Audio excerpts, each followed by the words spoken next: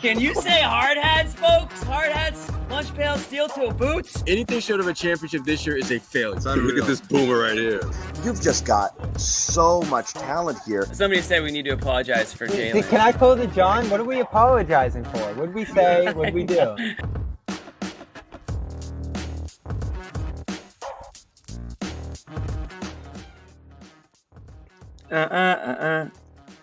Hi ho! Let's go to work, boys. It's Saturday night. It's Saturday night, time and a half on the weekends. Jason Tatum in the news a lot over the last couple of days. That means you get $6 for tonight's show. A lot of the talking heads had issues with Jason Tatum. He came out firing tonight. Jaylen Brown, $300 million man, did what he needed to do. Derek White, some timely threes coming out of that second half. Drew Holiday showed up. I gave Drew Holiday a little shot. I think after game 1 or game 2, I said it would be nice if he did something on the offensive side. He did. The boys came to work, hard hats, lunch pail, steel toe boots. That's a hard one. Saying Stale that toe. fast. No stale toes tonight, just steel toes, boys. Big win. Celtics go up 2-1 in the series, 106-93. Hard hats will be on sale. I got the permission from the boss man. John is very disappointed to put the order in for the hard hats. They're not going to be on sale like tomorrow, but the order's going in. We will keep everybody up to date on the hard hats. So, John, you have the floor. Sure. The hard hats. No, that's important. That's important that we get that out early. It's everyone. If everyone wants to do this after a big win, you're going to be able to do that soon. Bring them to the games. No, it's a hard hat type of game. It's a hard hat type of game on the road. Going to work on the road. That was a road win for you, John. They win. That's what they do. They win all the games on the road. The ones at home they suck at. A lot of people. Hard hat. Jimmy's like, hard hat. Yeah. I'm sticking with the importance of the hard hat. Yeah. Yeah, they're going to be green. Road construction. I love that. Road construction. It was a road construction type night. Absolutely. Yeah. The DPW is out in full force tonight on the highways, folks. Yeah. We are going to say, I need you to remove that. Yeah. Yeah, I did. Thank you. I'm doing this. We need you to say just very quickly, the Garden Report is brought to you by Prize Picks. Yeah. America's #1 fantasy sports app. And, of course, Game Time. New sponsor here on the Garden Report. Game Time, baby. #1 ticket marketplace app out there. Welcome Game Time to the CLNS Media Network. Welcome in Garden Report viewers, as here we are. Celtics predictably bounce back because that's what they do, and that's what they've been doing. They lay an egg. They came out, and they definitely, let's put it this way, far from a perfect game. You're not going to question at all effort and intent tonight, and it was pretty clear early. Yeah, shovels. It was pretty clear early they were taking this seriously. I think obviously Tatum wanted to set a tone the way that he was playing, just especially that first quarter, his decisiveness, his aggressiveness. You could see the amount of time he wasn't slowing it down and setting it up. He was attacking quickly. In fact, the only misses he had is when he did slow down. The only issues he had is when he kind of went into, fadeaway Jay. Some of the fadeaway Jay Tatuming, stuff. But for most of the quarter, attack, going to the rim, quick shot, quick decision, stepping right into it, really good stuff, and set the tone early, which they needed. And the two guys that are probably most maligned, Tatum caught a ton of crap for his post-game comments, which were sad and ridiculous, but also not the biggest deal in the world, but they were clearly sad, pity party comments. But he caught a lot of crap, and I don't care that deeply about post-game comments. It was bad optics for him. And then Drew Holiday, because people started to really audit his playoff performance, not only with the Celtics, but kind of dating back and what does this guy do? It was the Bobs at the office, consulting, an office space. What do you do here? And both those guys kind of came out and showed right off the bat what they do here. And that definitely kind of set the tone for the night. Those two, Tatum and Holiday, certainly early. Well, Tatum was really important for him to set the tone because he's your best freaking player. We've seen throughout the playoffs, different role players carry this team for stretches, get them over the hump, and put them in position where they're just blowing the doors off of teams. Whereas Tatum would just have a pretty pedestrian kind of game. This was the first game, I think, in really in the postseason when you felt as though Tatum went into the game with one goal, and that is to absolutely annihilate whoever the hell they put out to the Garden. Max Struf, get some. Dean Wade, yep, got some for you. LeVert, Donovan Mitchell, switch me on Mobley. All y'all getting some of this smoke tonight. And you need that this time of year because when you start looking around at the teams that are moving closer and closer towards the finals, they have a guy like that. They have an Anthony Edwards. They have a Jalen Brunson. They've got, Halliburton. And the list goes on. And Tatum has just kind of been like real cool breezy about everything. This was one of the few games we've seen where he put his imprint on the game from day one. And John, you're right. He was far from perfect. Their team was far from perfect. But the effort, the intent, and the execution was at a level that we just haven't really seen as much of as I thought we would in the playoffs at this point. Yeah. Jimmy? Listen, I thought the way that Tatum came out in this game it felt like for the first time in the playoffs, it felt like he was answering the bell in a way. Came out hot, a couple big threes to start the game.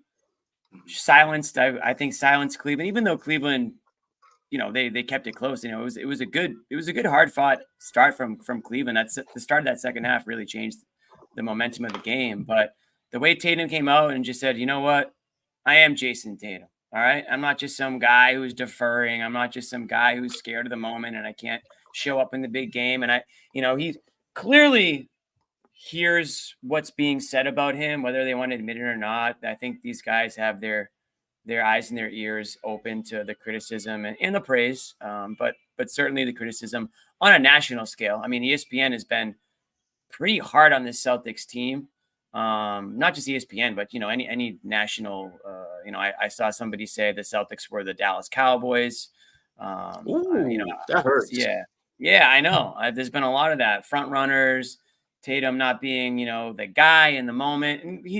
And all you have to do is watch our show to hear the Tatum. The last show we just had was primarily criticism at Jason Tatum. So we've always said this, though. We're fair in the sense that we criticize when criticism's due, and then we will give the praise when the praise is due. Yeah, that's really what it is. I don't want to make this in defense of people who were saying things about Tatum this last game. It's like, but you see the difference in approach. Like, kind of what I'm getting at is, he was dead ass last game. Last couple of games, right. You weren't getting what you needed, which is like, the assertiveness of a star. And again, it's not. I think people assume any criticism of Jason Tatum is simply looking at his shooting splits and trying to determine whether or not he shot a high enough percentage. But it's watching the game. It's not. It's just the way he played. Again, aggressive. Was able to get to the line again, which makes a huge difference. The rebounding, a lot of these were not empty calorie rebounds like some of the ones he gets. And I'm sorry, there are quite a few. And I thought last game, everyone's like 10 rebounds, a lot of empty calorie, uncontested defensive rebounds.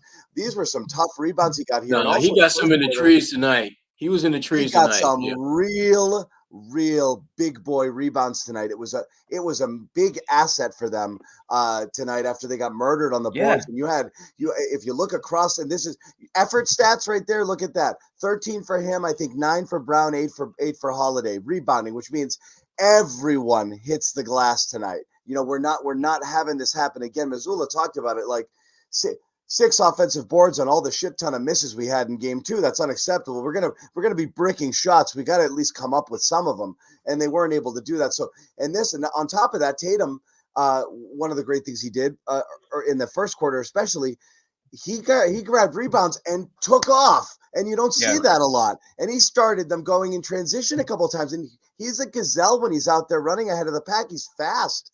And when he's going downhill, you got to worry. Like once he gets past half court, he can one dribble Euro step you to the basket, because he's long like that. So when he gets ahead of steam, it really puts the defense on its heels. And I thought that was really important as well, because they went out and, the pace that they set and the pace that he played with and the aggressiveness, that was the tone setting, as much as it's always nice to come out and knock down your first couple of threes and get into that rhythm, which is great. You miss those first two, everyone starts rolling their eyes again, like, here we go again. So that matters too. But I really do think it was the approach and everything that he did.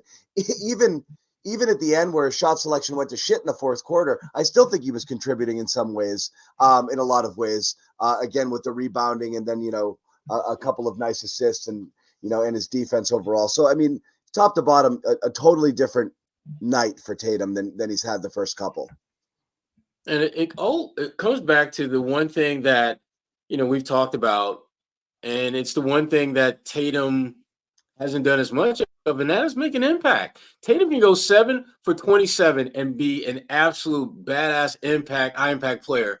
In other games, he can go 7 for 10 and have no impact. It depends on just time, moment in the game, and what does that moment trigger going forward. I thought he had some really, really special moments in this game where his scoring put Cleveland in a position where they were basically kind of guessing, what do we do? Do we double Tatum? Do we tilt on Tatum? Do we blitz him? And if we do, how is he going to respond to that? And Tatum had them a little bit off balance most of the game. And the one thing they did defensively that was just really smart was they did what you expected them to do, and that is shut the valve off on everyone but Donovan Mitchell. He's going to get his regardless of what you do. It's the other guys that you have to worry about beating you. Those are the guys that beat you in game 2. Not Donovan Mitchell. It was, the LeVerts and the Garlands and those guys, freaking Tristan Thompson, those types. Those are the ones that beat you. None of those guys really had a dominant / significant impact in this game. And that's, again, I thought the Celtics, their team defense was much better. They did a much better job of closing out our guys on shooters. And just overall, just a better defensive. They look like a top 5 defensive team tonight, which is very different than what we saw in game 2. Yeah. You had that stretch in the third quarter where it looked like this is what the Celtics can be, right? Both offensively and defensively. You had the great rotations on defense. Looked like there were 6 guys out there on the floor, and really swarming and harassing. And that's kind of what we talk about. Early, they got burned a few times because they went under a couple of screens, and it's frustrating. Right. It allowed Mitchell to heat up. Then he was just pulling up on guys all game long, and you're going to tip your hat when he's just doing that and step backs and breaking down Hauser or picking on Al, which he did, and we'll get into that later. But tip your hat to that. But they did better on him in the second half. He only hit 1 3 in the second half there. But yeah, there was probably a couple of moments where there were a couple questionable help decisions by the Celtics and some stuff that was a slightly disconnected, but again, the effort was mainly there all night, and you could really see them buzzing and swarming there in the third and in the fourth when they had to buckle down and do it. Defense kind of led the way there. Was the offense stagnated some after that first 5-6 minutes of the third quarter. Rest of the way, it wasn't moving as well. I actually think White comes off the floor there in the third. You really saw it start to drop again in terms of the movement, and then I really felt they were going into that slow down ISO thing late, but credit to them. Tatum and Brown both hit tough buckets late, whether they took it to the hole or hit some contested shots. So it didn't show up as much, but yeah, again, far from perfect, but you're gonna hats off to the effort. And Jimmy mentioned the much maligned Tatum stuff. A lot of guys rushing to the defense of him, everybody, all the hard hat wearing, wow. Yeah, easy. Exactly. All the hard hat wearing fanboys out there, there's nothing wrong with the hard hat wearing guys, guys and girls. It's okay to say he didn't play well, but right. They're rushing to his defense. Joe Mazzulla, one of them, who consistently wants to point out, and here's Joe, kind of what Tatum is all about. The kind of night he did, going downhill, being aggressive, getting the kind of looks he did at the rim, and just how Bobby. It just says he's a really great player that gets taken advantage of because he's been really good for a long time, underappreciated. And I thought he played a great game on both ends of the floor. Especially with what you're shooting at right now, can he benefit from going downhill more often? Is that kind of an approach when the shots aren't falling for him? that can produce more consistent scoring for him? Yeah, I mean, I think there's a product of that is our spacing and our execution, which I thought we had good spacing discipline, and I thought he did a good job just taking the right shot. It doesn't matter what the numbers are. He just needs to work to take the right shot, and he did a great job of that tonight. First off, Tatum's not underappreciated. I don't mean to quibble, but he's not. He actually has all the accolades anyone could ever want or ask for. He's first team All First NBA. team All NBA. You have no right to lay claim to being underappreciated. We're done with the underdog story of Jason Tatum. Okay, he's the anointed one. He's in the conversation for face of the NBA and top 5 or 6 MVP voting. Well, he's NBA actually not though. It doesn't matter. Please enough to be underappreciated. But I know what they're trying to say is he does stuff even when you don't see him doing stuff, and that's like I said, I'm fluent in Joe, and that's what he's saying there when he's saying this stuff is you meatheads don't know ball. You just look at the shooting splits. He's doing stuff every game, and maybe those aspects of his game are what are underappreciated. And I think it's fair. If you are going to say there's an underappreciated aspect of Tatum's game is nobody's looking at his rebounding and or defensive ability when they're assessing the stars of the game, right? That's just when you're watching your Sports Center clips or your YouTube highlights or whatever have you. You're not looking at Tatum snatching, a big board. So yes, he absolutely does do, a lot of the gritty, grimy stuff. I actually think low key, those are 2 of his better attributes. But when he locks down defensively and he had some good possessions on Mitchell and grabbing rebounds, he's actually great at those things. Like he could hang his hat on just that. And if he couldn't score at all and be an extremely valuable player right now. So he doesn't get enough credit for how good he is at those things. No doubt about it.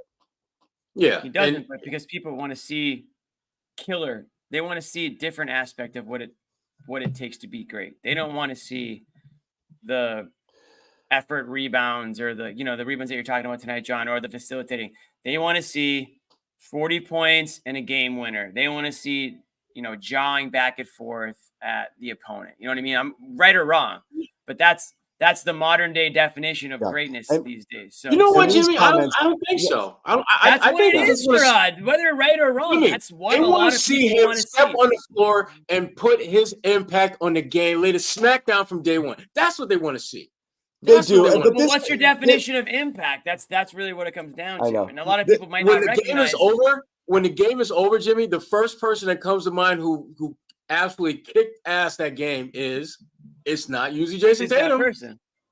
Yeah, but that hasn't been Jason Tatum in the playoffs. I mean, think about this, Jimmy. They are in what? This is their 8th Miami Heat series. He was not the best player on the Celtics in the Miami Heat series. So far in this series, he has not been the best Celtic. If you are a top 5 player, you've had 2 playoff series, and you're not the best player on your team, forget about that's the point. Series. The expectations are high, and this is why these comments crack me up because this is fair. Yeah, he does get beat up online. But I can't get enough of the dancing Tatum gifts. That's friggin' that gets me every friggin' time. I love that. The guy kills me.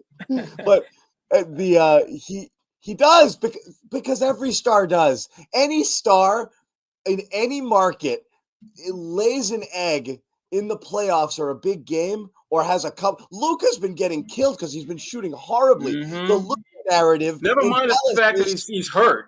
He's right. They're starting to leak about Luka that there's reports now that the players have sighs of relief when he comes off the floor because they know they can play freely. They're actually talking about how he might be a detriment. They're better with him off the floor. This is every market, guys. Everyone's got to man up a little bit on this stuff.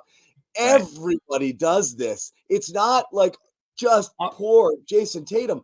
People expect a shit ton of your stars. If you guys are the ones who are going to anoint him and give him top 5 status, you're putting him in a position that sets him up to be torn down when he's not the guy. So right now he's supposed to be the guy. That's how it works. It's not that's it.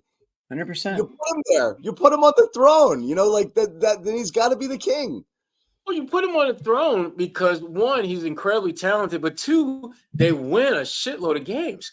But when they don't, and you start saying, why are they not winning? And you start, oh, wait a minute.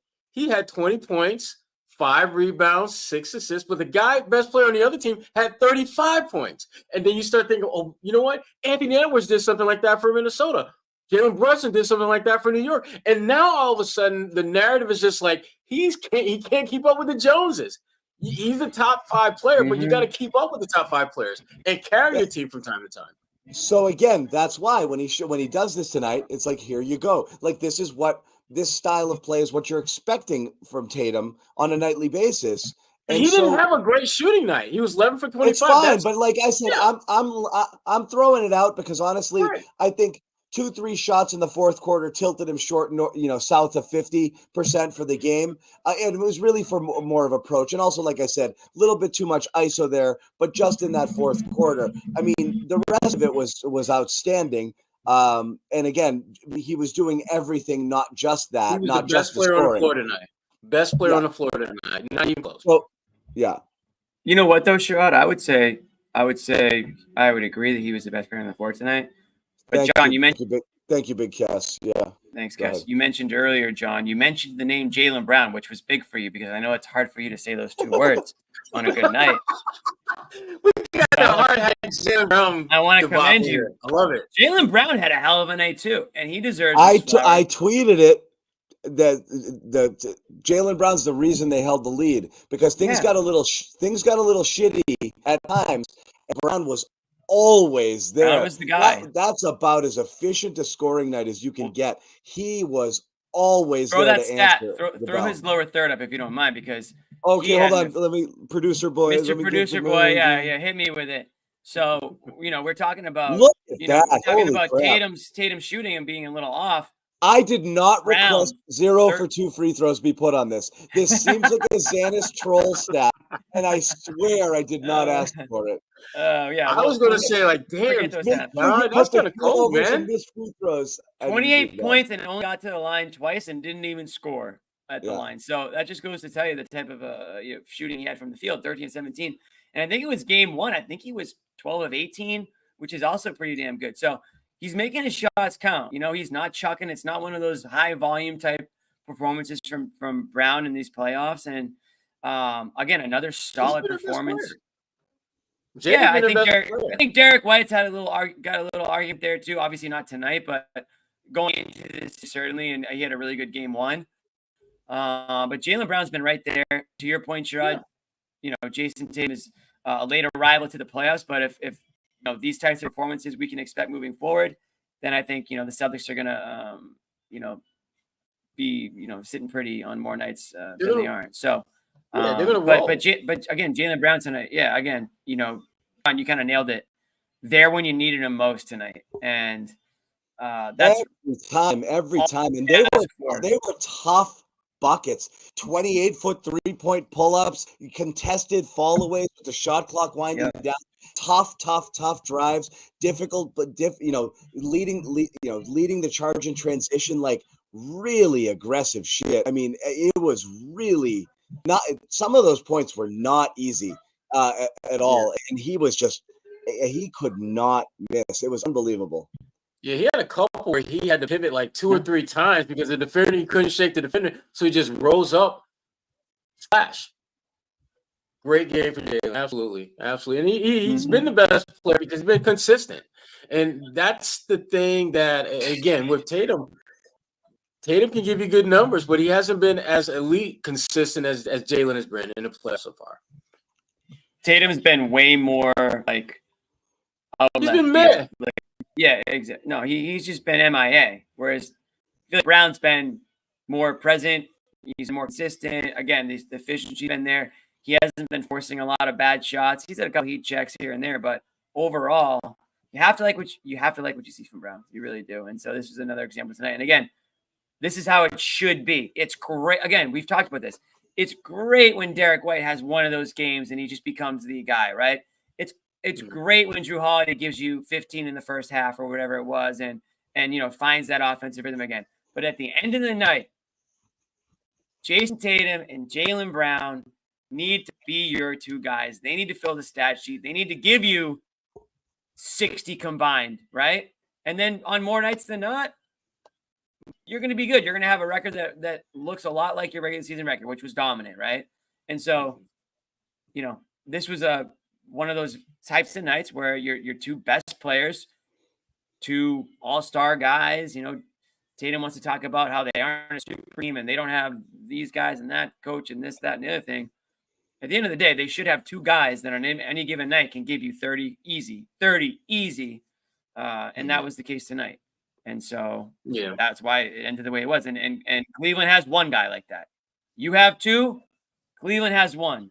This should not be a series. Cleveland has a damn good player in Donovan Mitchell. It's a shame that they don't have more talent around that guy. If you're a Cavs fan, you need to be outside the stadium picketing after this season because Donovan Mitchell is an unbelievable scorer, athlete, basketball player, whatever you call him.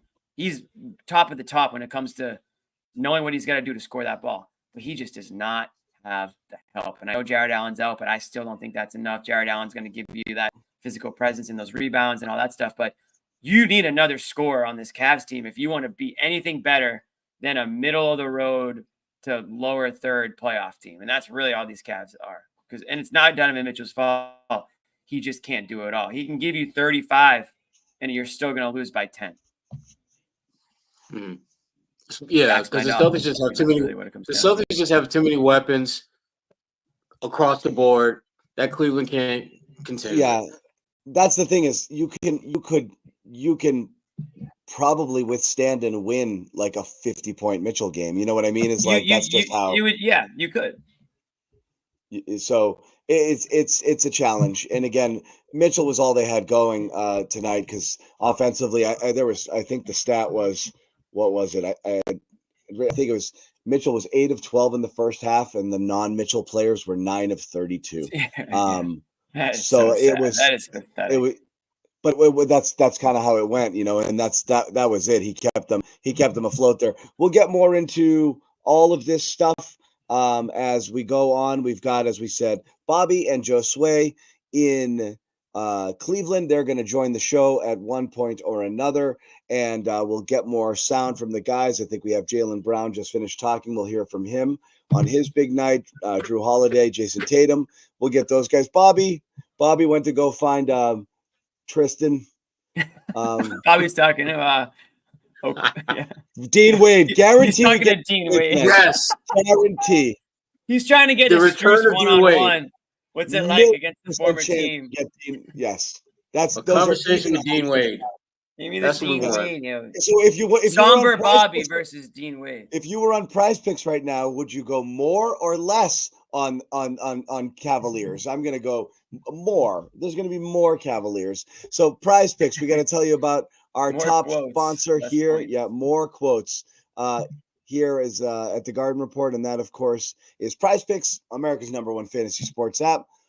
Excuse me, more than 3 million members. Easiest, most exciting way to get in on the action while you watch. Tonight, Dean? Hey, Dean, I'm in a somber voice. I'm going to somber voice you because you lost. One tonight, Dean. Thoughts on being back. Zip it, Jimmy. I'm doing a read. Yeah, Dean. More or less on 2 or more player stats. Watch the winnings roll in. Win up to 100 times your money with Prize Picks as little as 4 correct picks. Turn 10 into 1,000. It's that easy, and it's really fun, and it's intuitive. It's a very cool app. It's a great design. Very easy to follow. So lots of other things you can do. You play like group games, play with celebrities. You have injury insurance in case someone that you pick gets hurt. And all you have to do to take advantage of this special offer, download the app today. Use that code CLNS for a first deposit match up to 100. Once again, download the app, use the code CLNS, first deposit match up to 100. That's it. Pick more, pick less. It is that easy. We also want to tell you about Game Time. Game Time, #1 ticket marketplace out there, and an authorized ticket marketplace of the NBA, which means getting playoff tickets makes it faster and easier. We know we have a Game 5 in Boston, so you want to check it out. Could be a closeout. We'll see what happens in Game 4 in Cleveland on Monday. Prices off the Game Time app, as you probably know by now, actually do go down the closer you get to tip-off. Killer last-minute deals if you want to get in on that as well. And there's always fun features. There's a lot of fun features that you can take part in.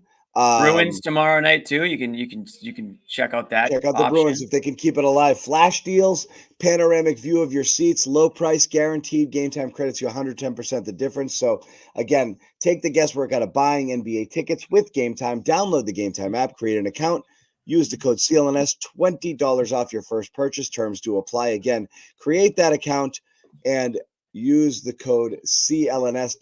Download Game Time today. Last minute tickets, lowest price guaranteed. Back to the game tonight. We spent a lot of time on. I'm here. We spent a lot of time right now. Georges, you didn't get a minute tonight, but just your thoughts on the game. It's gonna be Bobby's interview.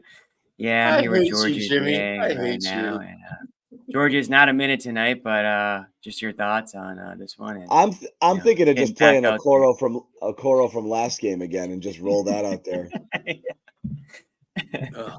Oh man, sorry, Sherrod. I couldn't help myself. Yeah, I literally sat on that the whole read. I had to get it out there. I want to give some flowers out, and then we can decide which direction we want to go.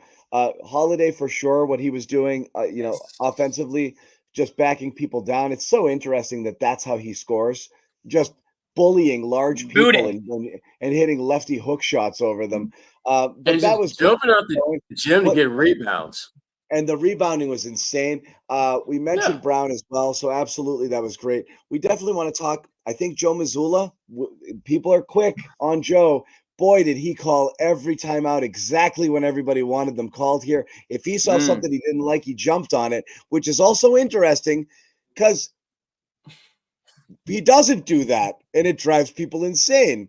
And everyone says, oh, timeouts aren't a big deal. But then when he calls him, he gets praised. So again, I want people to make up their mind if it's important or not important. Because tonight, I thought he was brilliant with some of that stuff. And I thought he called some good stuff and he ran some good actions, or he got those guys involved in things to get them going. And I thought he had an outstanding game tonight. So absolutely. And yes, Nick, help out the sponsors. Help us help you. Help this support our sponsors, please. Help the sponsors. Yeah, it helps us. It helps us. Yeah, but please. He was great. He was great. But we also do at some point we are going to talk about Al Horford, who was not great. And again, the return of Jared Allen and the not return of Kristaps Porzingis could be interesting if it happens soon. It may be too late. And needs to happen next game. It needs to happen right away. The Celtics may escape this without it being an issue. But it is an issue. But let's start with the positive, and let's start with Holiday, because he brought it. We're at the point now with Holiday. Every bad game he has, it's like, boy, are they screwed with that contract. Like, people are like, it's not just assessing. You think Tatum's got it bad? Everyone's like, get this guy why did we sign this guy? Every time he has a bad game, and fair or not fair. Yeah, you don't want to see senior moments from Holiday or him struggling to do anything offensively. I think there's the debate around him is the criticism was valid, but the debate around him is what's he here to do? And I don't think he's here to score, but also when he's taking ill-advised shots and not hitting any of them, that's not great either. And that's kind of what happened last game. So here it was nice to see him kind of find his groove and get into something that was working for him.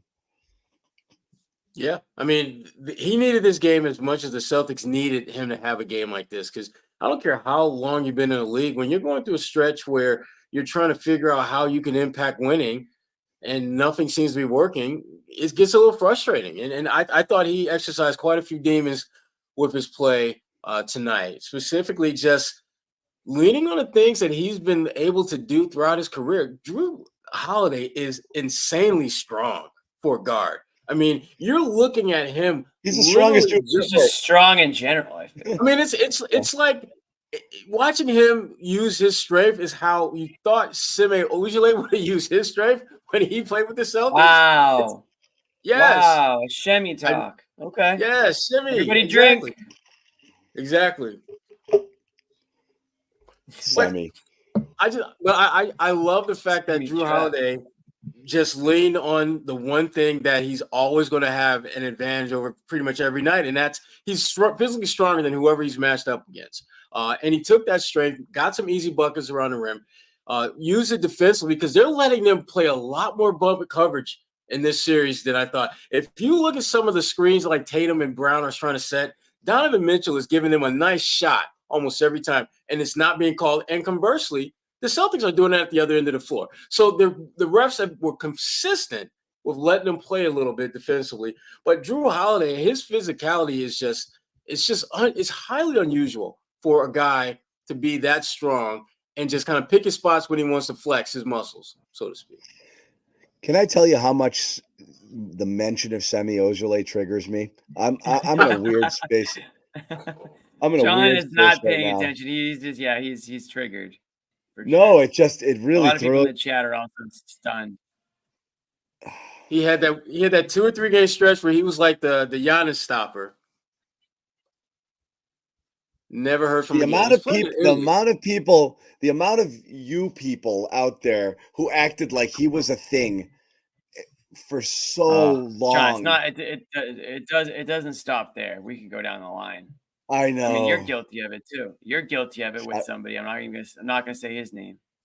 That was hopeful. It wasn't actual. It was hopeful. I ain't gonna say it because I don't want to trigger anybody else. I ain't gonna say Romeo Langford's name. I ain't gonna say it. Oh, damn it, Jimmy. I'm not gonna say it. Some people would. Damn but I it. won't. I won't do it. Yeah. I still have maybe 2 slivers of Romeo stock left. You can't part with it. That the problem is you can't sell that. You can't sell a stock unless somebody buys it. That's the problem. Romeo's making a Gerald Green-like comeback at some point. Yeah. He's going to disappear, and then all of a sudden he's going to be like useful somewhere. Yeah. Yeah.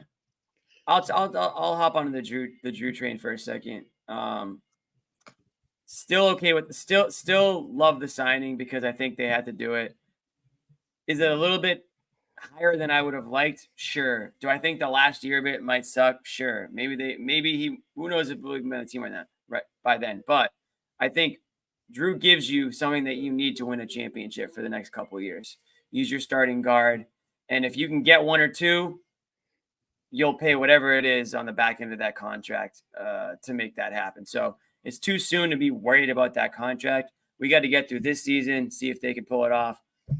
They'll bring the band back together next season, see if they can pull that one off. Again, that's thinking ahead, but I'm not really too concerned about it for those reasons. We'll cross that bridge when we get to it. But tonight's performance from Drew, a nice reminder of why he did get that deal. Not just the 18 points. That's the bonus stuff.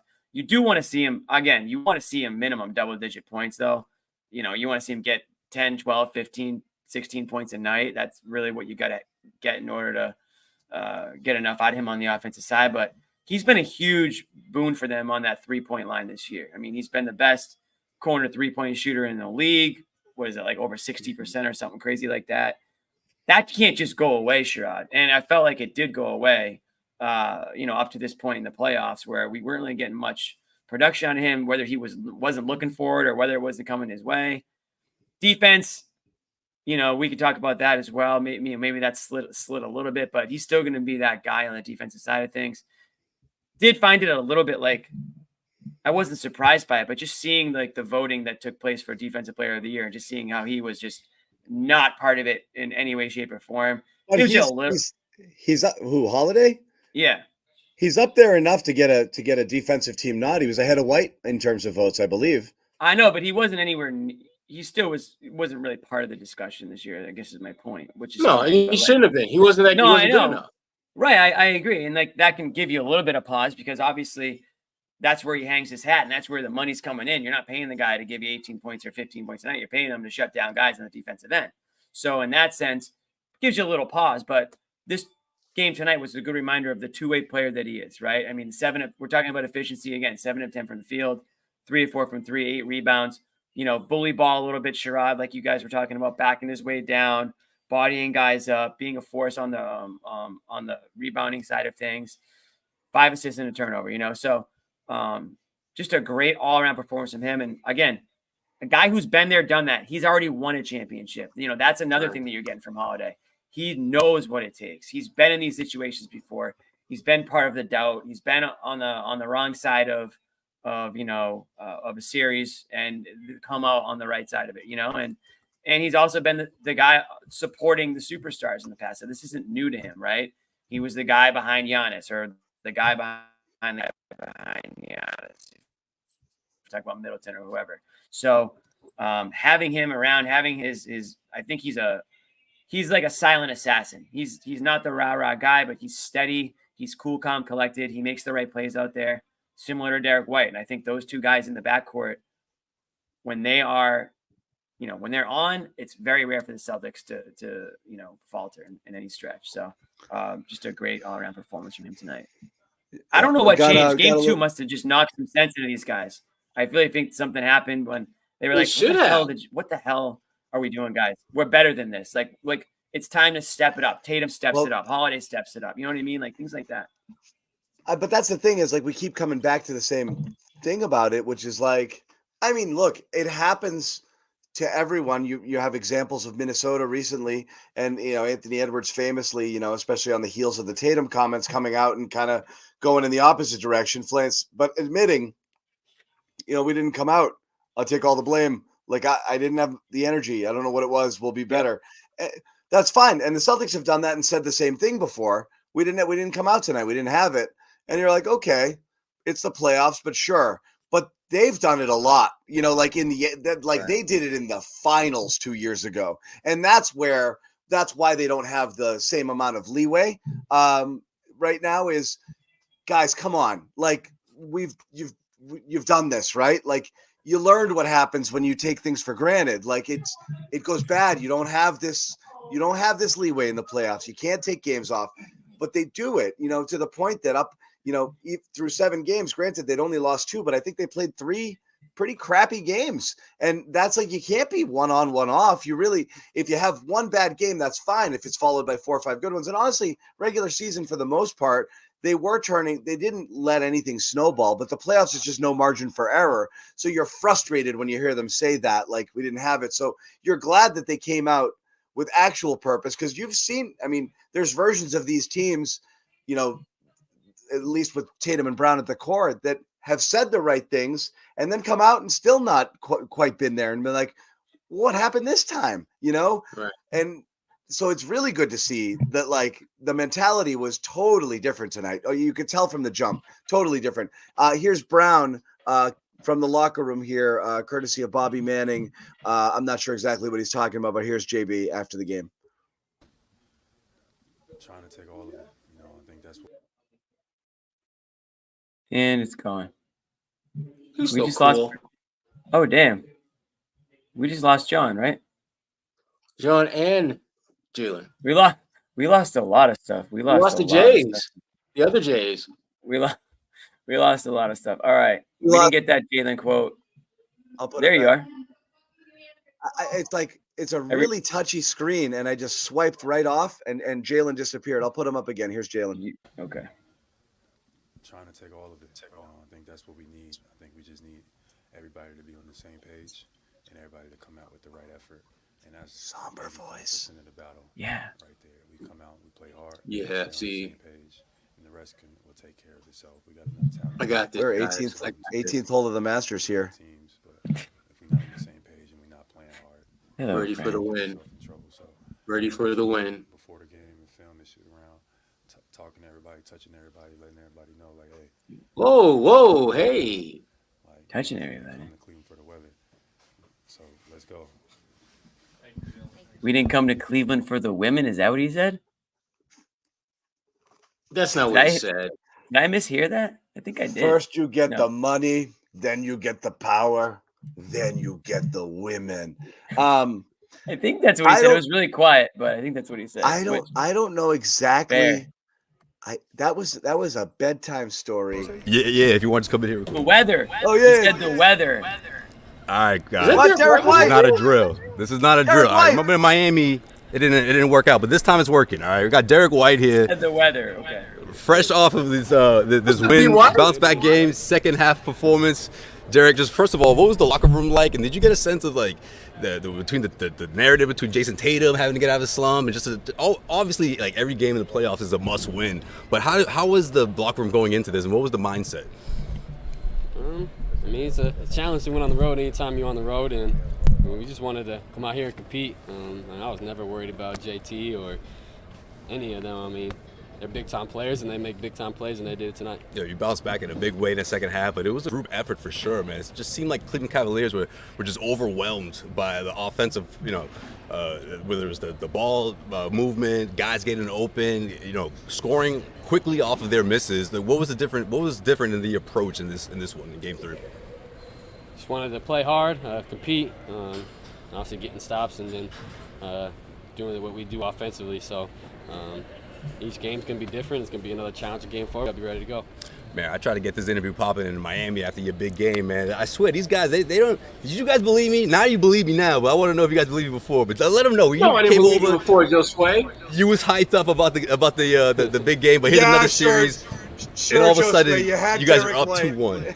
Derek, we actually like having your dad on more than you, to be completely honest. I don't blame you. He's the best. What has his text messages been like? Just encouragement, always encouraging. Derek, what did it feel like tonight to have that first 3 drop? Finally.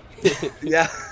Tatum did like a fist pump at the top of the key, like that's what I'm talking about. He you was could more see the excited than you relief, were. right? It was like, Yeah. got it, Yeah. All right, Gotta so keep going. right before we hopped on, man, because I know you're going to leave soon, but I know you want to put your 2 cents about this whole Drake and Kendrick thing. Like, what do you say? What do you say, Derek? You can do the edited version. Two great artists battling out. I mean, I enjoyed it. I was just having fun listening. I'm not the music expert, but I enjoyed it. Yeah, that's right. You got the W too. No, But who Kendrick got got the W too, though, right? Was it Drake or Kendrick? Derek, I appreciate you, man. Yeah. I don't want to hold you up, man. I know you got to get on the bus soon. Guys, I just wanted you guys to get a couple questions in there. But Derek White here. No, that's great, Celtics Josue. up 2-1 in You the learned to series. press the button. You learned to press the button, Josue. I'm so proud of you. Oh, yo, you're never bringing me on stage again, John. Once Ahmed taught me that, it was a wrap. All right, I'm gonna get to another spot here. I'm gonna rejoin you guys in a little bit, man. That's great. All right. Josue coming through. He was right. We didn't believe Well him. done. He was right. Well done. I like that better than my Grant Williams interview. I know. Grant was fun. Grant was fun because Grant was like having a party, and you're like, "Hey, Grant!" Like Josue it was like a gets the Grant Bradley Williams Award tonight. It was like a Grant Williams appreciation party.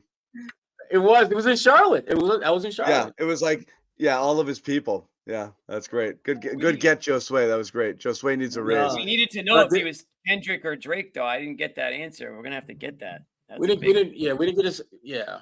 He took the high road on that one. Derek had a solid game for a role player, and to me, this was like that coming back to earth but not quite crashing game for Derek White. This wasn't the carrying the team like he did in Game 4 and 5 in Miami or anything like that, but he didn't totally suck. He made some plays. He did the things that you expect someone who's not your number 1, 2, or 3 player to do to contribute to winning. So it was good to see him to kind of work his way back into just being helpful and having a presence when he's on the floor. So it was a good D White game. Good D White game. Yeah, and again those first couple threes that dropped changed everything because he was like he was searching for it. And the shots were good last game. He just couldn't hit anything. And so when he finally knocked one down, kind of got a little bit like, all right, there you go. Everything came back and you needed something there because you've gotten to the point where you're counting on him like crazy. Would not be surprised if he's the best player on the floor in Game 4. Would not be a surprise at all. Could easily see him going off for 25, 30 points. Easily. Humble dude. Whenever he does go off for those points, Sherrod, it's like pulling teeth to get him to say anything good about his play. You know what I mean? He's almost embarrassed about it. It's really funny. It's very unique in it, and it's refreshing to see somebody carry themselves that way when they're so good at what they do, and they could just be, they could be. You do know that I just dropped 30 points on him, right? Yeah. Yeah. I mean, nobody would blink twice if he was like, "Yeah, I'm that guy." But he's he's very humble about it, and it works for him. It's gotten him this far in life, and don't change it. Obviously, keep riding that train. But that is the type of guy he is, Sherrod. Like on any given night, and I said this earlier, it's great when he can do that. It's great when he does take that load and does carry the torch a little bit, and for Tatum or for Brown when they don't have it going. Tonight wasn't one of those nights. Tatum and Brown were your guys. They should be your guys, and everyone else kind of fell in line behind, which is great and which is fine. But there are going to be situations, and anyone on the Celtics would say it, where Derek White is going to hit that big shot, or he's going to grab that rebound, he's going to block that shot. And I know he didn't fill the stat sheet tonight, but I keep going back to the start of that second half when the Celtics went on that run. I think it was a 14-0 run they went on to start that second half and just really blew the game open. Derek White was a big part of that. I know he had 1 3 specifically that I'm recalling that, kind of felt like that was it. I kind of felt like, okay, I know it's still early in the third quarter here, or maybe the third quarter, but this one's looking pretty good for the Celtics. They kind of did. We're bringing in Bobby. Bobby, who did you bring on the show? You guys are right next to each other, and you're an echo. We got to echo. You're too close to each other. Nope. Damn it. We're across the whole court from each other. Really? I think it's Josue's computer. Oh, Josue, there's an echo coming off of something. Anyway, Bobby, Josue brought Derek White on the show. Why don't you reveal your guest? Yeah, Bobby, who do you have over there? Where's Luke? It's too late for Luke, but we'll get him soon. You're What's wrong so with right, me? Bobby. It's too late for Luke. You're damn right. It's too late. What's wrong with you? How much time do you have? No, you're good enough. What do you got? Oh, this is a great Jaylen night for sure. And I know we'll probably get to some of his sound here, but he was vocal throughout this game. Obviously, he was super vocal after game 2 about what they didn't do there, what they needed to do better. Obviously, we talked at length about Jason's reaction to that game and how he just didn't seem to be tough enough on their performance or the team's performance or even his own, in that circumstance. So to hear Jaylen, in the second half, getting on them about rebounding, getting on them about defense. Jrue Holiday was saying he was just talking constantly throughout that second half, halftime, telling them, let's go. He was in their ears throughout this game. And you still see those couple pockets of opportunities too. I'm going to go with Jaylen here because I do think, as good as Jason was tonight, Jaylen played with that forcefulness. There were only a couple opportunities in this game. This is a pretty half-court heavy game tonight where you could break out in transition and finish. And I think he did it about 3 times, at least I can remember off the top of my head. One of them was really tough going through Max Strus in traffic there. So he was super aggressive. He was telling Jrue at different points, like, if you're tired at all, I'm going to take on this Mitchell matchup. And that's still something they're trying to figure out. Obviously here, it's how to slow him down. I thought this was an inconsistent defensive game overall from them. They had some good moments. They had some bad moments.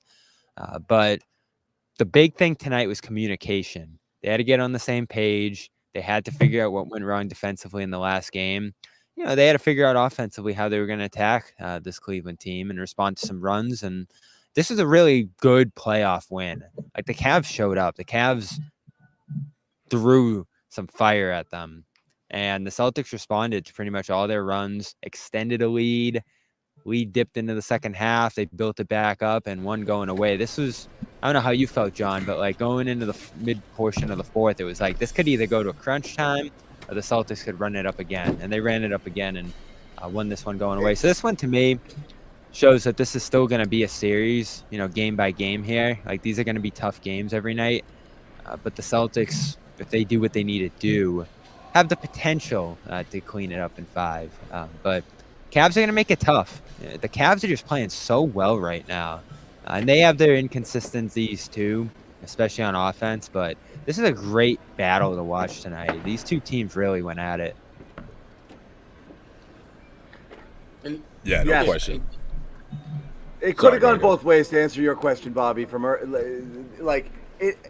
could have, right? Because, like we said, it was a better effort game, but there were still some issues, and Cleveland was getting looks, and you did feel like if they could have shot their way back into it there when the Celtics offense, stagnated a teeny bit. I think second half of the third quarter and into the fourth there, and it didn't happen. Credit to Brown and Tatum there for making tough shots. getting the stops when they needed to get them. But like I saw a version of this game that went down to the wire. I was also Me curious. too. I saw it coming. I was also Yeah. curious what would happen because the Celtics haven't had one yet. You're 8 games into the playoffs, and they haven't had anything resembling really something they had to sweat out in the final few minutes and execute and see how it would go. Definitely was a little freaky watching them go into slow down ISO mode for periods of that fourth quarter. But again, they hit some tough shots and they got some good buckets out of a couple from Tatum, couple from Brown there, and it worked out. But yeah, I think Cleveland, Jimmy said it, earlier, they might hang around, like they might, this might not be a lay down, and just kind of let the Celtics steamroll them here. I think, I didn't obviously say what that. happens next I game think it's matters. over. You do? Yeah. Yeah, but Celtics have I to just have don't that think same the effort on Cavs have defense enough. Man. I every just don't think the game, Cavs every have enough quarter. horses. Yeah.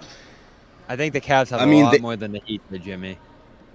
They do, but the Heat had nothing, and I just don't think what are we talking about? A 6-game series then, or something? I think that's what we're talking about. Okay. Yeah. Okay, maybe If they Mitchell maybe can force one, right? I guess that's possible. I mean, my prediction was 5 or 6, but I always go back to this: the Celtics, if they just play decent, are going to beat this Cavs team. It's more a knock on the Cavs. They just don't have enough horses in the stable right now. It's Donovan Mitchell and really nobody else. And I don't mean to disrespect to the rest of that roster on the Cavs, but a little bit though, because there's just not enough scoring talent there. It just doesn't seem like they can score enough points in the simplest form. It just doesn't seem like. Again, if Tatum and Brown just play good basketball and they get support from Holiday and White and just even minimal bench support, I just don't see how the Cavs are gonna supplant the Celtics. I just don't see it. Could be wrong. I've been wrong many times, but I'm not concerned about it. Let me just put it that way. Well, it has to be a lot of what we saw in Game 2, which is a combination of limiting the Celtics from the three-point arc, limiting the Celtics from threes and then attacking the paint. I just feel like the less resistance was when they started to feed off of that, especially in Game 2. And you saw that in the first quarter. Like, they were dumping down to Mobley, attacking, or they were trying to catch Horford in the switch, so he had to guard Donovan Mitchell, which didn't end well for Al. And that's kind of how they do it, Jimmy. That's all they really have. I mean, obviously outside shooting is big for them as well. Right. Karis LeVert, what you get from him, like he's got to put up like 20, for them to really keep up with the Celtics offensively. But I just think when it comes to attack the paint and the Celtics, just not having Kristaps Porzingis and just kind of struggling with that constantly while Donovan Mitchell's averaging 30 plus or whatever, at least it feels like that. That's been the formula. But when the Celtics really buckle down defensively, play after play after play, and things start to open up, I mean, that's when you start to see how many weapons it's too much for Cleveland, whether it's obviously what Tatum did tonight, bouncing back in a big way, an efficient performance. Jaylen Brown, that second half, man, like he's a big reason why this thing wasn't even close in that fourth quarter. And This then is you a had fantastic Brown night. And then you had Drew Holiday. I thought he was incredible. He did everything. It's like, you name it. Like, he did everything he was supposed to, and you sort of got the sense he's going to have a big game, or he's going to give you one of his best efforts of the year, just because of the way he's been talking to us, right, Bobby? I mean, I shoot around, agreeing with pretty much everything that Jaylen had to say. The team has to be better defensively. They got to do this, they got to do that, and he went out here and showed it. I mean, like, that's the reason why you make sure you have someone like that for the near future. You lock him down, with a contract extension, and you don't even think about the price, because that's how important he is. I feel like, especially in playoff games, especially in these moments. So yeah, I just think when you say the Celtics have way too much, they do, yes, but it really takes a lot of effort for them to really start to shine offensively, at least in this series, right? When they're buckled down defensively and stringing together stops, the Cavs don't have a chance. And I just think that's a lot of what we saw in that second half. I think that's fair. Yeah. We said that last game too. It's like all things fail, and again, you score 106 points. It's not like your offense was humming. There were good moments, tonight. But again, if the Celtics play anywhere close to their best defense, they can win scoring 106 points, because they can win the series just with defense, and you don't have to worry about anything else. That's what we've said. Yeah. Yeah, and that's it. And again, it goes back down to the You effort. think they got there tonight?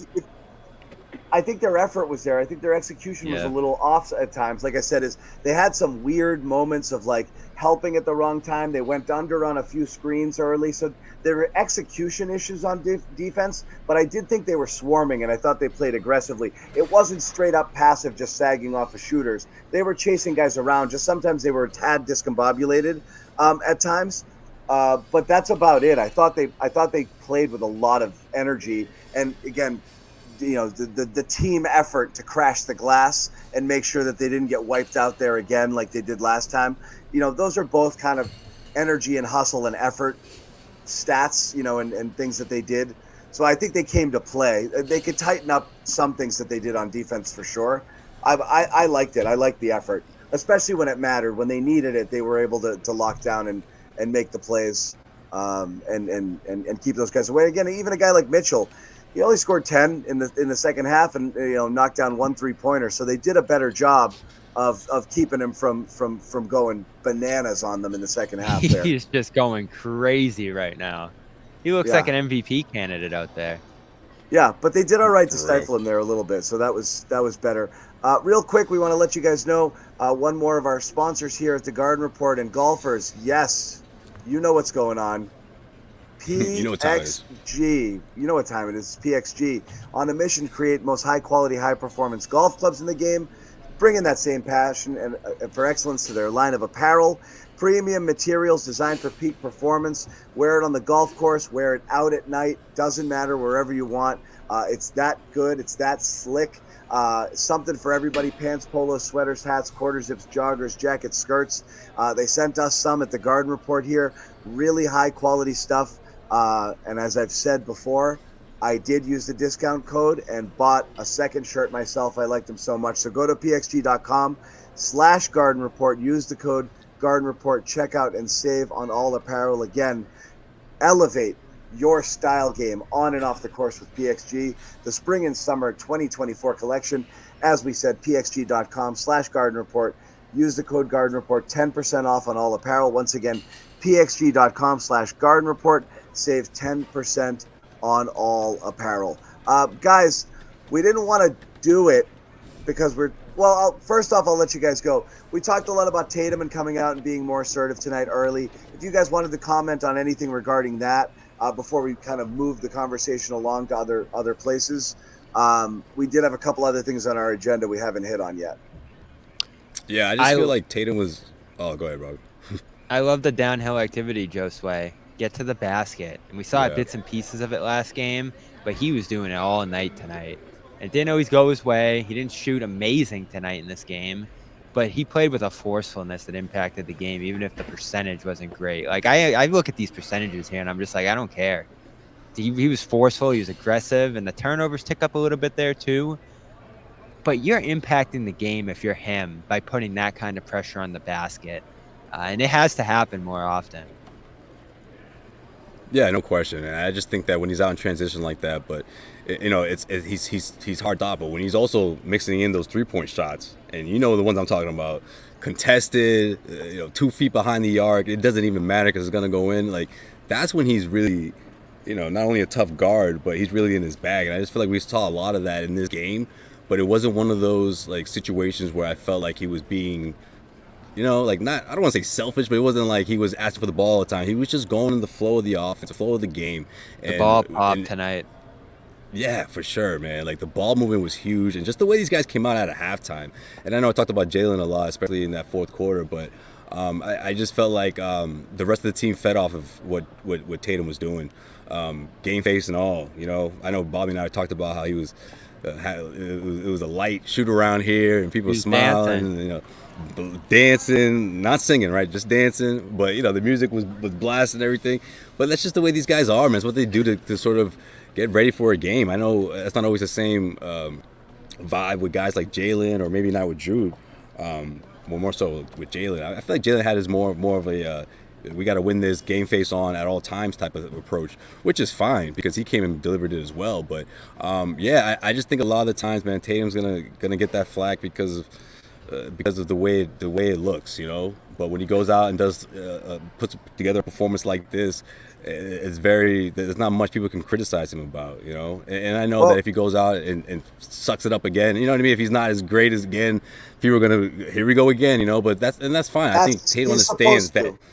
Yeah, I think Tatum understands he's at a point in his career where it's guys want to see him win a championship, you know. And regardless of how it looks, I think Tatum knows that it's not going to be smooth just because it's the Cleveland Cavaliers or, you know, whatever happened against the Miami Heat.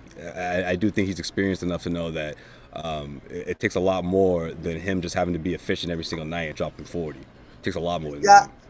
I mean, look, I don't know that he knows it. I think, again, this is more a matter of media coaching than it is like any flaw in Tatum's persona or anything like that. Yeah. It's just simply I've said this a million times before. Don't say the thing that you're thinking. Let the media say it for you. Flipped out, John. Yeah. It's flipped out. You used to say that. Yeah, it's true. I mean, you still say it. But I'm telling you, it's so easy. Like, if you do the ant thing, whether it's sincere or not, I take 100% of the blame tonight. Everyone will be like, no, Jason, it wasn't just you. The guys didn't help you. You tried your best. You're entitled. They'll make the excuses for you. Don't start doing it, because when you're the anointed one and the best player on the best team, no one wants to hear it. You are a super team. I'm sorry. You can't spend all year long touting the best offense in league history and comparing them to 2008 and all these great teams and not acknowledge it's like close to a super team. They're a juggernaut. What they did this year is super impressive. No one wants to know. There's no pity and there's no breaks for the Boston Celtics this year. They're supposed to win the title. So there's no excuses anyone can make for the team not playing well or not trying hard. It doesn't work. So don't make them. Like that's the mistake in it. But John, I don't think it's unfair to talk about it. That's kind of what it's about is in a different setting. But that's when the conversation was supposed to. That's when the conversation was supposed to start, though, John. After Game 2, because it was a loss. But let's face it, this conversation's been going on for a week and a half. What's up with Tatum shooting? Why is he so ice cold? Meanwhile, the Celtics are winning. Because you're looking down the road, Joseph, but you're not. That's the point. Is you're looking down the road. You're thinking this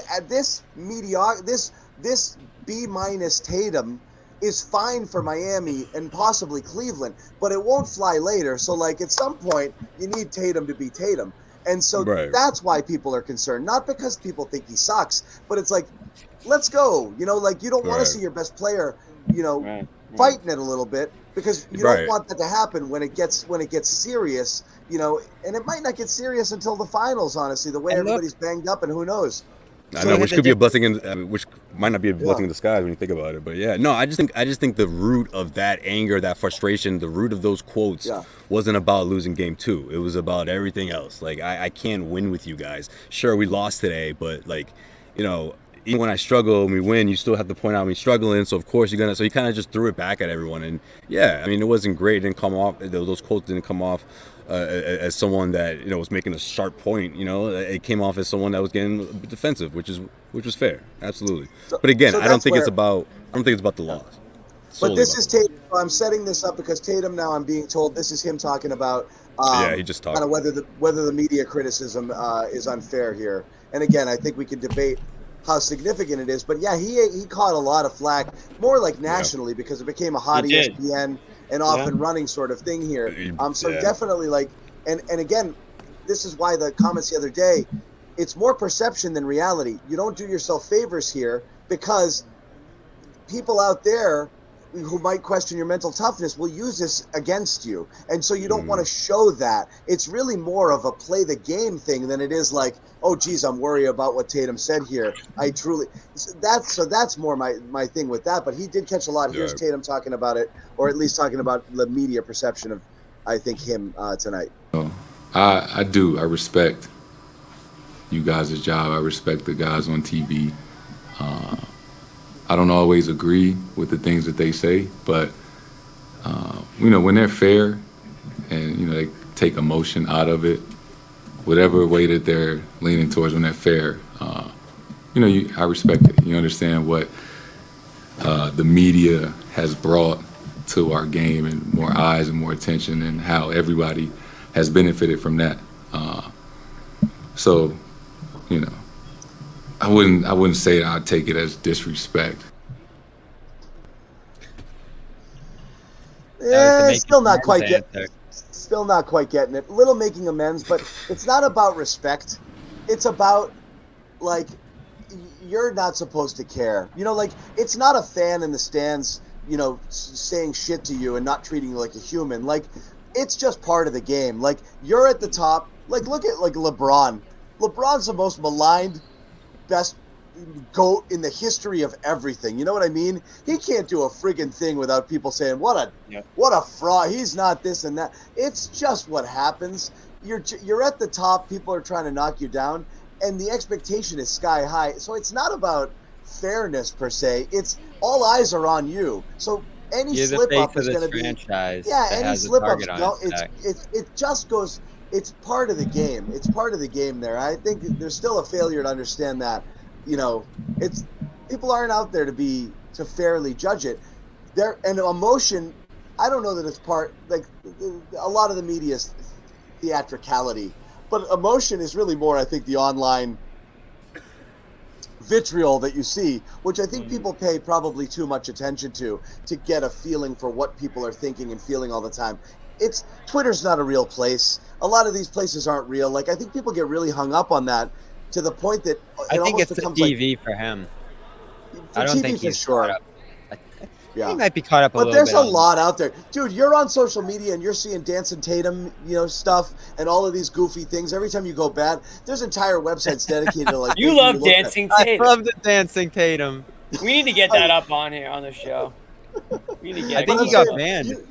You see it, man. He got banned? What do you mean? He got banned for just being a guy who looks like Tatum? I think impersonation.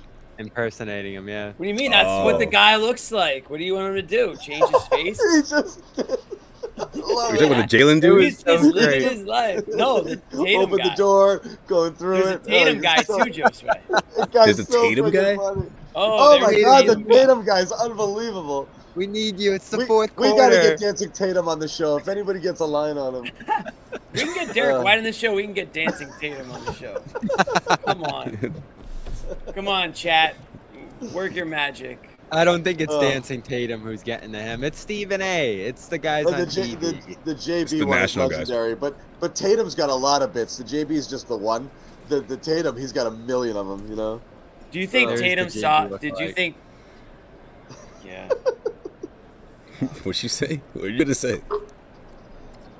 I'm trying to remember the tweet that I just saw this week that went viral about Tatum. Did you guys in our group chat? Do you know what I'm talking about?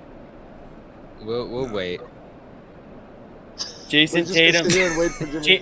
I'm gonna look it up. Jason Tatum is like the Michael Jordan of Tobias Harris's. That was a great one. Wow. Let's talk about overreacting. Do you think he saw that and was like, "F this, I'm going out. I'm going hard." It got 62,000. The tweet got 62,000 likes. So that's usually not a good sign. There's some truth to it maybe, but damn, that is a good tweet. Damn, that's a burn. Damn. And when you talk about that, I think for a guy who came up being a scorer, scoring was his whole game, attacking isolation his whole game. We've talked about it a million times. That's his inclination, right? When things aren't going right, solve it with your scoring, with your shot, with your skills. And he, I think, through Ime and now under Joe and this coaching staff, has done probably about as good a job being that guy, changing his game toward doing other things to make up for those nights where the shooting and scoring isn't there, because he is a great defender. He's a phenomenal rebounder. He does all these other things, and the passing's come a long way, John. We always talked about him as like a 3-4 assist guy. He's pretty steadily above 5 these days. and I think just makes better decisions. The I mean, turnovers. he should be, for the amount he has the ball in his hands. Those numbers should be 5-6 for Right. That's where he should be. He's been living in the forest He's for a while. He's got a heck of a squad around him too. So yeah. Yeah, Just that number should be up there for sure. But the rebounding and the defense is not just good; it's elite. You know, it really is outstanding. A lot of guys who come from like where his game came from aren't willing to do all that stuff. So I do think you appreciate his willingness to do that, because there's a lot of other stars. If the team was both around, even Brunson, for all we praise him, John, it's like an Isaiah situation. Like, you got to take him out at the end of the game, and guys are going to Bobby, go we at had him. this exact convo earlier, and that's exactly kind of the vibe. Is like in the show stuff. Yeah, we talked about this earlier in the show. That stuff exactly is like, it's not going to go. It's not on your YouTube videos. It's not when you're talking about the great stars of the game. You're just going to look at the Anthony Edwards dunk, you know, and the things like that, and like stuff like that, and just it's splashy and spectacular. But you almost don't know or care what else they can do. You're basing it on, you know, basically what they can do, and you know, the style and the scoring, where Tatum does dirty stuff. And I think we said it after Joe. When Joe says he's underappreciated, he isn't. Those aspects of his game are underappreciated, which make him an overall more well-rounded player, whereas his offensive game doesn't pop as much as some of the more spectacular guys, whether it's in the superior athleticism of someone like Anthony Edwards or like the creativity of Luka. Like, those guys do it in a different way. The brutality of Giannis. So this is the big question is a right different now. sort of thing, but he does all that other stuff, which the other guys don't at his level. They don't. Yeah, but he also gets knocked. I feel like, real quick, Bob, I just want to say, I feel like there's a knock on him for having all that talent in a way. You know, it's like, oh yeah, you have all the talent. Well, that's why you have the best record, but you should be putting up 30-something a night. You know what I mean? Like, I feel like there's always sort of that. Well, at least in the playoffs, right? I feel like there's sort of like, you got to be this huge giant no matter what. And it's like, wait, which one is it though? Is it about the team, or is it about me getting mine? And it has to translate into wins as well. Like, why does it have to be?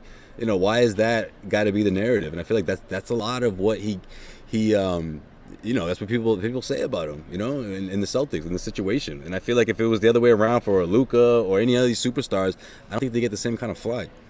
Sherrod, what is his job? Like, is it to do all these little things, almost be like a master of none? Does he have to be the 30-point guy? Like, that's where he almost doesn't have an identity. His job, Bobby, is to make a significant impact. We had this conversation before you came on, and that impact doesn't always necessarily mean he has to be a high scorer. It doesn't mean he has to be a high rebounder. He just has to make difference-making plays that at the end of the night, and you're processing all that went on, and you're thinking, who was the person that put their imprint most significantly on this game? He needs to be the one that comes to mind. Tatum needs to be and that has not happened. This is maybe the first game this postseason run where you come away thinking that Tatum was the best player on the floor. And for someone who is a top 5 player, if you are, 8 games into your postseason run, and this is like the first game where you've been head and shoulders better than everyone else on the floor. And it's I might even. And that's not even, and that's giving him more credit than he probably deserves, because Donovan Mitchell had a hell of a game. This is a fair comment. I mean, low key, Jaylen Brown might have had a better game. Like, I mean, I know Tatum did a lot of other things, but like, yeah, but this is where we get a little too caught up in the shooting. We do a little, and that's why we said that earlier too. Is too much emphasis is on the shooting splits. Tatum missed a couple in the fourth quarter and kind of knocked himself south of 50%, where he was hovering most of the game. It was Tatum did a lot of everything, and it was also his approach that was super important to kind of setting the tone early. But yeah, it's still not a dominant takeover sort of game. It was his first really solid game of the playoffs at this point. And so, but that goes back to the job. It's not his job to take over and score 50 anymore with this team. There's too many Does other he know guys. that? There's too many things at his disposal. I feel like he's still in the process of getting to know that. And you know, when you're hearing all this stuff, when you have that weight of like, you have to shoot great, you have to score all these points, you're almost trying to live up to that. And you see it in pockets in the game, right? Trying to size guys up, trying to destroy a mismatch, and instead of just keeping the ball popping, and those pop up periodically throughout the game. And that's why I asked that question. like, are there like 50 different things he feels like he needs to accomplish just like floating around in his head during the game? So now it's like, all right, let me get my shot off here from 3, and let me attack this guy on this possession. Now in this possession, I'll pop the ball and keep it moving. On this possession, I'll screen. But then he's your best ahead, player, Bobby. I know. He's your best player. He's your best What's he supposed player. This is Bobby. The stuff that you're talking about for Tatum, guess what? Jalen Brunson processes that stuff every game. Our good friend Donovan Mitchell, he has to think about all this stuff every game. Every great player on a team has to think about. But those guys' jobs are scoring the ball. Like, it is go out there, put the ball in the basket, let other guys do the other stuff. The one game that Cleveland won, what was the one thing that Donovan Mitchell did better in that game than he did any others? He got his teammates involved. He still got his first half. He did a better job of processing that part of his game. We're not Jason Tatum. Look, I mean, that's the thing is this is where Tatum's tough.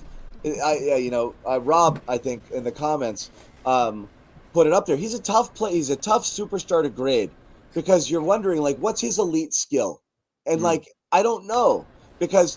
Like I said, the offense doesn't run through him. He's not a lights-out shooter. He's not a absolutely break down everybody off the dribble sort of guy. He can do everything. It's his but also, versatility. as you said, it's not well defined in that sense because the early book on him was Tatum just go out there and just score, and that was his contributions. And then they tried to make more of him and run the offense through him. The reality is he's not enough of that guy to have the entire offense run through him where he's spending the day and the entire game trying to involve people. He can do it at times. He kind of almost does fall into this weird give the game what it needs sort of thing, which is not easy because it's like, oh, so I guess I got to put up 40 tonight because the shots aren't falling.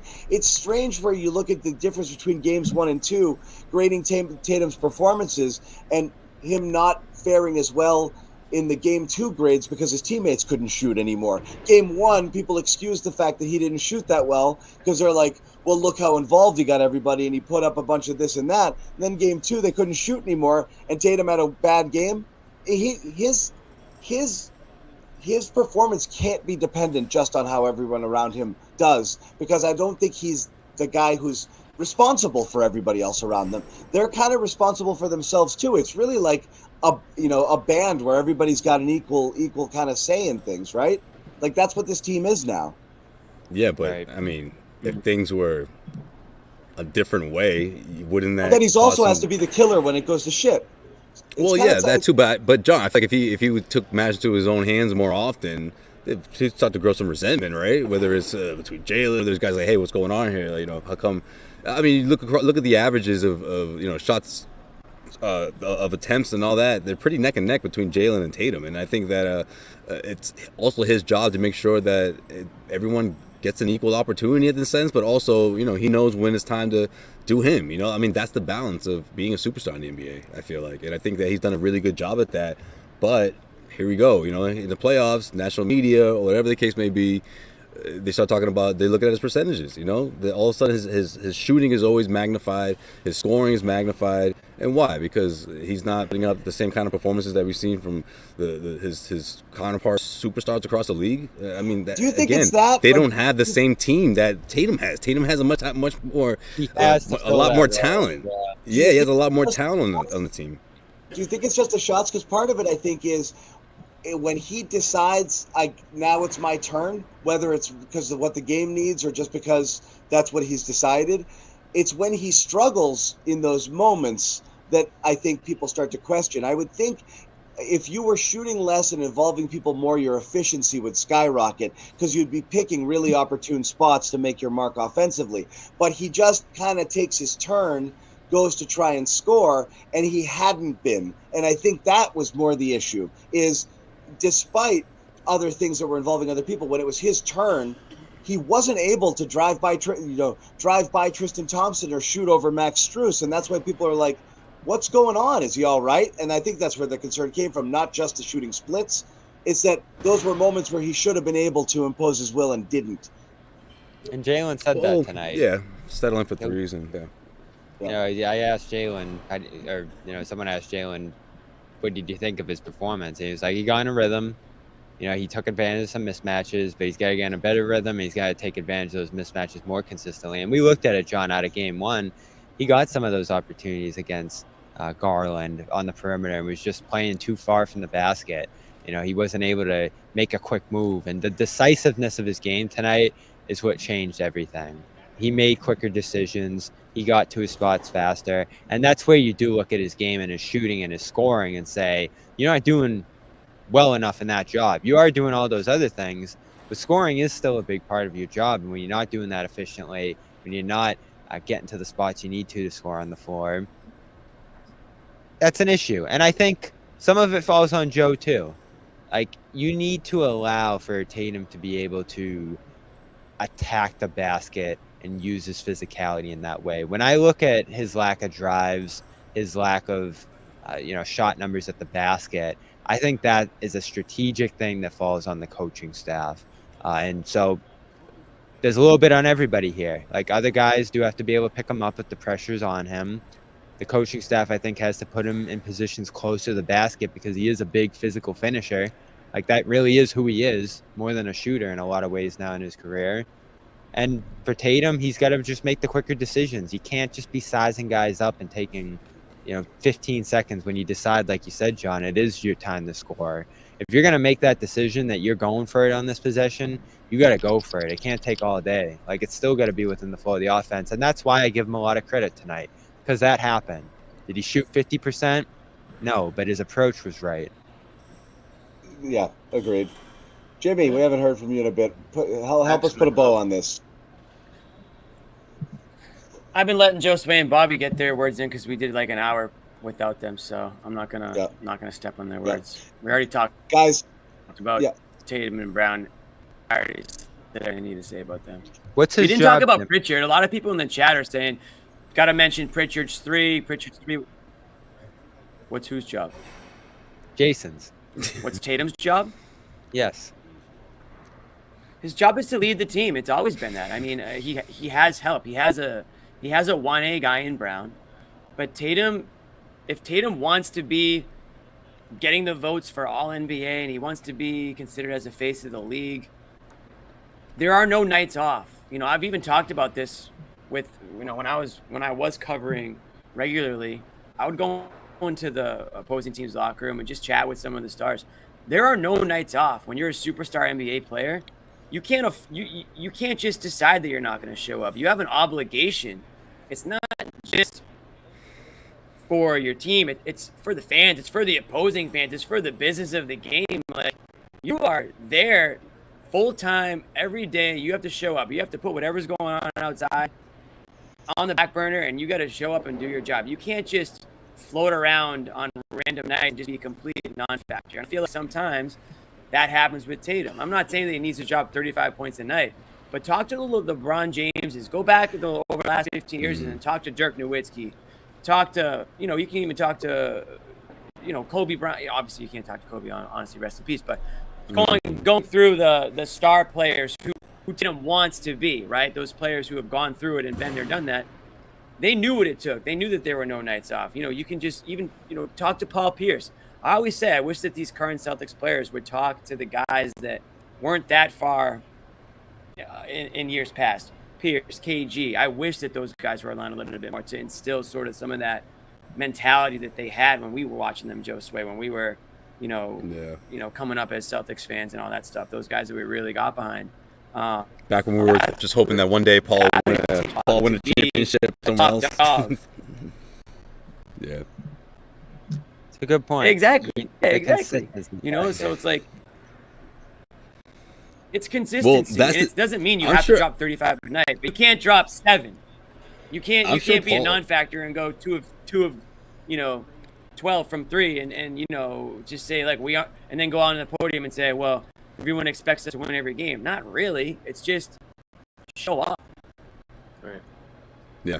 Well, that's fair.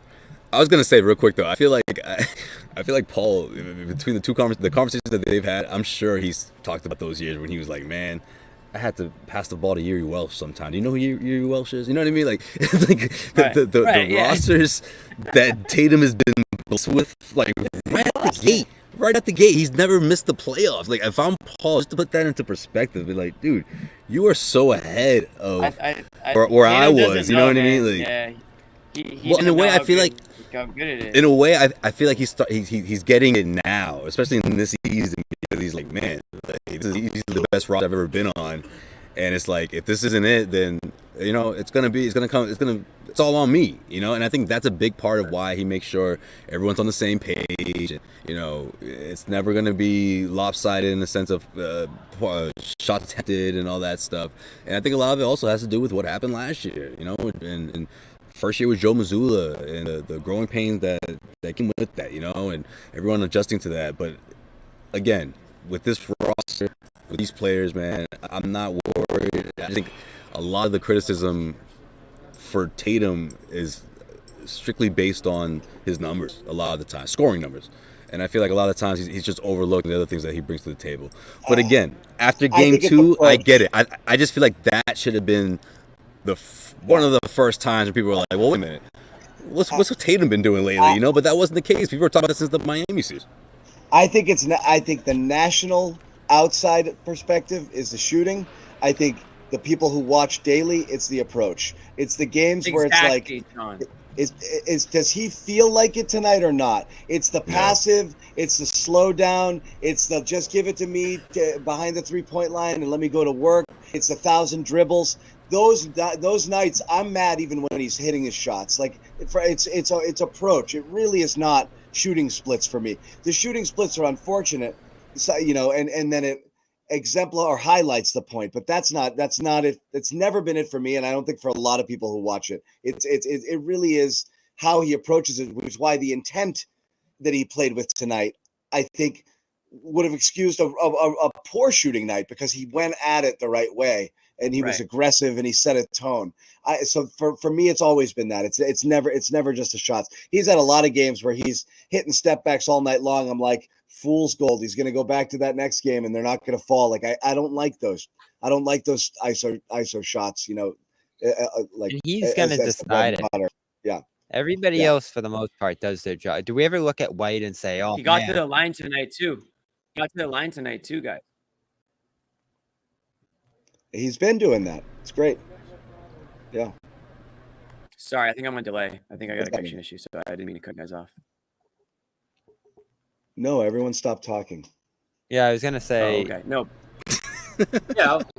Well, I thought you were gonna follow up. Like everyone muted all at once, and then the sound dropped out. Well, and I knew there was gonna be a nobody's face moved, Jimmy, and it was really weird. No. You never look at White and say, "Oh, White, White he made all these bad decisions and he didn't do it." You never look at Holiday and say he didn't do his job. Brown, even. I think Brown's been enormously consistent doing his job this year, and Porzingis was as well. Horford. I guess that's my last point, is like he's carrying a heavy load right now too and trying to do his job consistently night in, night out. I think that's going to become a big story in this series, though, is how well he holds up in that. But Tatum's the guy who it can vary. Like he's going to determine if he does his job, they're going to win it all. If he doesn't, that could prevent it. Is there enough talent here around him that even if he is inconsistent, they could still do it? I think we're starting to see more and more that it's no. They'll probably get beat if he doesn't do his job and play up to his standards, even with all the talent around him. But that was my last point of the night I want to make, is tonight was that night. You started to see the catch up to Horford a little bit. And Drew even said it. We're asking a lot out of Al Horford right now. And this is an every other day series. 39 minutes. You shouldn't have brought up Al. We weren't going to talk about him. We were saving it for late because it's a win and Sherrod's tired and we didn't want to keep going. Sherrod, I'm going to let you go. I'm going to let you go here. Oh, yeah, let me go. You guys I are don't all want to tired. talk about Al. Why you putting it on Sherrod? You guys are all tired. Come on. I'm exhausted. I didn't think I'd have the juice to even start this show. I've had like three diet. Are you? Oh my God. Are you exhausted, John? Because I gotta say, man, like that. I obviously surprised you guys with the Derek White appearance, but I mean, you went right into like reporter mode, question mode. Like I like that, man. Well done, John. I was kind of giving you that cue. You picked up on it right away. No, you looked like you wanted to go. I wanted to sneak one. Well, I wanted one of you guys to get a question in there. I don't want to be like, hey guys, watch me interview Derek. Like I wanted to be like a show thing. So I'm glad you got in there. So that was good. No. Yeah. No, that was your moment. This is just But, something that we don't the have to do Al a thing's whole a thing. concern, right? No, but I mean, But look, yeah. they hunted him, and they looked at him and they said, I'm going after that guy, and it was reminiscent a little bit of Curry, and the Celtics switching everything, and him just like stop doing this. Yeah, starts dancing on top of the key on the island. Yeah. Oh my God, and it's like, here it is again. Al's on an island, and you know what's coming. He's just gonna pull up and shoot him right in his eye, and like that happened a few times. It's just like that's all he can do is keep his distance and just barely get a hand out on a like a pseudo contest. But what are you gonna do there? Like he's toast in that situation. Yeah. I mean, so, and again, the no fake going to at Luke is a bit of a problem here because they went at Luke and he got. They went at Luke too. Yeah. And I think they're terrified of Tillman because he can't shoot, because he makes more sense defensively in this series, especially with Cleveland playing small like they are. But Joe just won't go there. What O'Shea said is another option. Yeah. Not a great one. You want energy and defense. Yeah. Right. Rebounding. So, I think you do have to lean on Horford, though, just because he can be a threat. And he wasn't tonight. He couldn't take advantage. The last game, he started 3 or 4 from 3. You have to respect him as a shooter to some degree. These other guys, you don't. Like, you can completely ignore the other guys we're mentioning, and that's going to throw off the offense even more than it already is right now. So I think Joe's very careful about not doing that. But at the same time, 39 minutes for Al every other night. What are you going to have from him by game 6 or 7 of this series? Never mind in ensuing rounds to come here, because I don't, Porzingis was here and he's on the trip and he did some of that light shooting we saw last week, but it just doesn't seem like he's close. So they're going to be relying on Al heavily for a while here. You do have to play the long game with him a little bit. Like, do you go to Tillman to try to get him ready? By the way, I wanted to mention this. I was clamoring for it most of the game. You saw it a couple of times. And the Cavs did that, right? I am absolutely against this Cavs team without Jared Allen, even with Mobley out there running a Tatum at the 5 lineup for like 7, 8, 9 minutes. You could have done it. Absolutely, I'm doing this. I love that. In fact, I would have dipped into it at times throughout the year. I really would have. When Mobley went out tonight, yeah, and they didn't put a center on the floor, Celtics probably should have went to that. Mm-hmm. Yeah, but who's the 5th guy? Is it Hauser? Is it Pritchard? That's another question. That's the problem when you don't have KP. But I mean, even still, if you wanted to go Tatum at the 5, you're talking about no KP, no Al. So you're probably looking at shooting there. You're either going really small with Pritchard in a 3-guard lineup, or you're going to go with Hauser, spread it and go, and just have shooters all over the floor. And that's just, I think you can do a lot there. So, they'll still hunt switches on Hauser, and they did, and that's why his minutes were limited, even though he came in and knocked down 2 out of 3. So Joe's definitely, like, I think he knows that like Donovan Mitchell's a time bomb, that he could go off at any time, and he's really nervous about who's on the floor for periods of time, because Mitchell could completely swing, make a lead evaporate, or push them up ahead if he has a few minutes to just hunt those guys. And so he wasn't leaving them on the court very long. You are definitely limited right now in what you can do in terms of trust. Yeah, absolutely, man. I mean, these guys, they threw in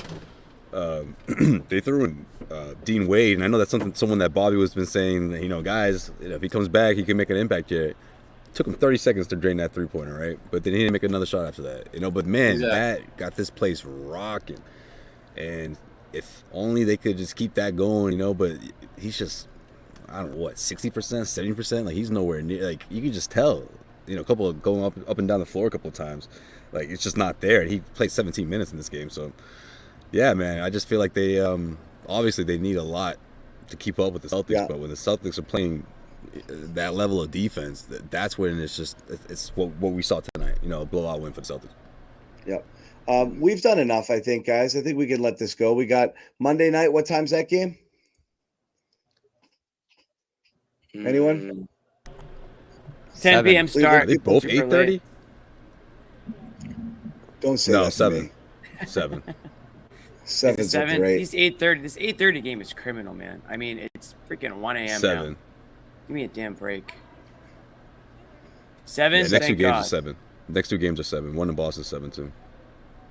7 is so beautiful. It is. This is Monday. For boomers like me and Sherrod, oh boy.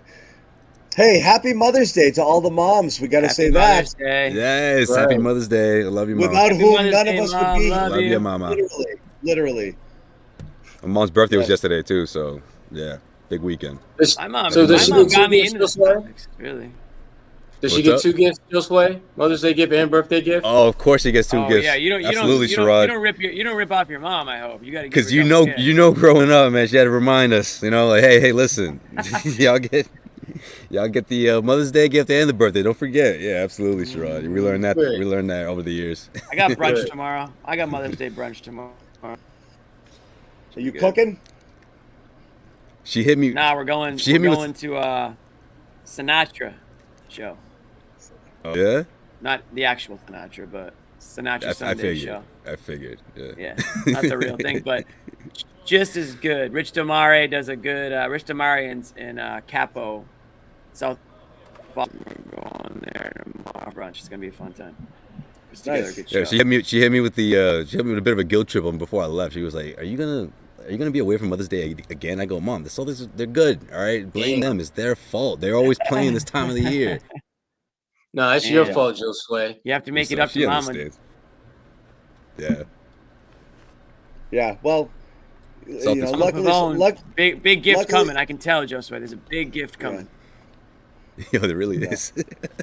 yeah. Luckily, some of you guys aren't married because Mother's Day is not only honoring your Yo, I mother. can't imagine. How can I disappoint my wife day? You know, Yeah. what am I? That's what am I every gonna day do? for you, though, isn't it?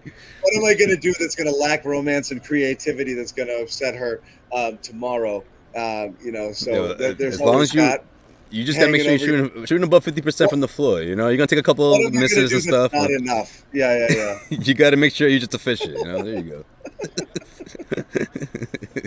There you go. Survive in Thanks. advance. Survive in advance. That's what you're trying to do. All right. And you had Greek Easter last week, didn't you? Busy. Yeah, it's all right.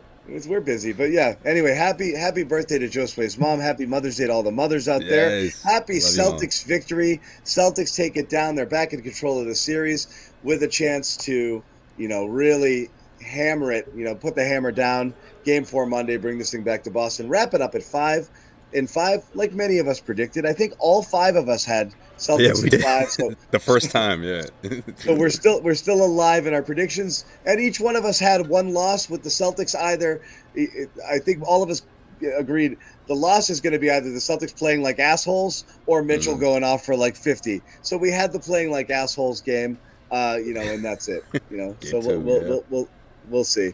But anyway, thank you guys for hanging out. Stay with Josue and Bobby. They're going to have more stuff coming out of Cleveland for sure. Yes, sir. Check out our YouTube channel. Subscribe to everything. Post-game sound bites, post-game analysis. And if you caught the Garden Report late, you can rewatch it here. You can also listen to the audio version online. Thanks again, everybody, for hanging out. As we said, Celtics win. Yes. Back in the win column, beating the Cleveland Cavaliers. What was the score? 106-90, 103, 106-93? 93. That sounds good. We'll see you guys later. Take care. Wait, Amit's got an outro for us, I think. No, he doesn't. He said he was going to work on an outro. He had a phenomenal game. Forfeit's out. I think it's an option.